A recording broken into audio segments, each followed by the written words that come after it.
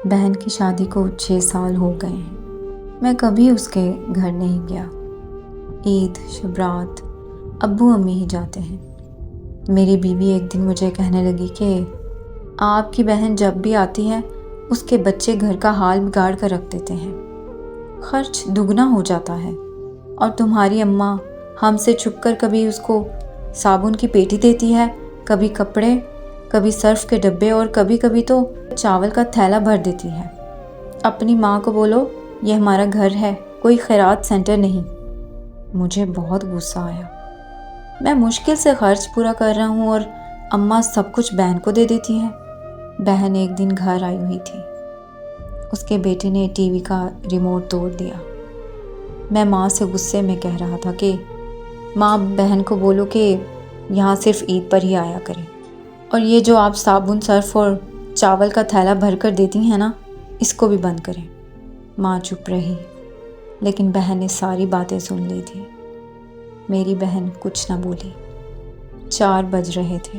اپنے بچوں کو تیار کیا اور کہنے لگی کہ بھائی مجھے بس اسٹینڈ تک چھوڑ آؤ گے؟ میں نے جھوٹے منہ کہا کہ رہ لیتی کچھ دن اور، لیکن وہ مسکرائی اور بولی کہ نہیں بھائی، بچوں کی چھٹیاں ختم ہونے والی ہیں۔ پھر جب ہم دونوں بھائیوں میں زمین کا بٹوارا ہو رہا تھا تو میں نے صاف انکار کیا۔ بھائی، میں اپنی زمین میں سے بہن کو حصہ نہیں دوں گا۔ بہن سامنے بیٹھی تھی۔ وہ خاموش تھی، کچھ نہ بولی۔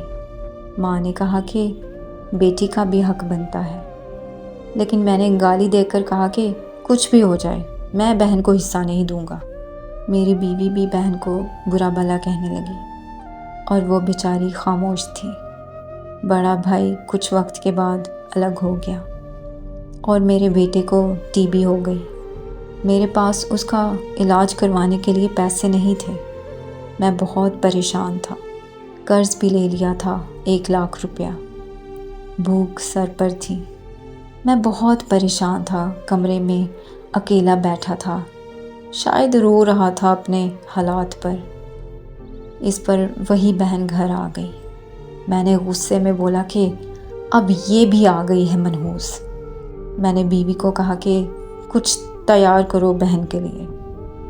بیوی میرے پاس آئی اور بولی کہ کوئی ضرورت نہیں گوشت یا بریانی پکانے کی اس کے لیے۔ پھر 1 گھنٹے بعد میری بہن میرے پاس آئی۔ بھائی، پریشان ہو؟ بہن نے میرے سر پر ہاتھ پھیرا۔ بڑی بہن ہوں تمہاری، گود میں کھیلتے رہے ہو، اب دیکھو مجھ سے بھی بڑے لگتے ہو۔ پھر میرے قریب ہوئی، اپنے پرس سے سونے کے کنگن نکالے، میرے ہاتھ میں رکھے، آہستہ سے بولی، پاگل تو ایویں پریشان ہوتا ہے؟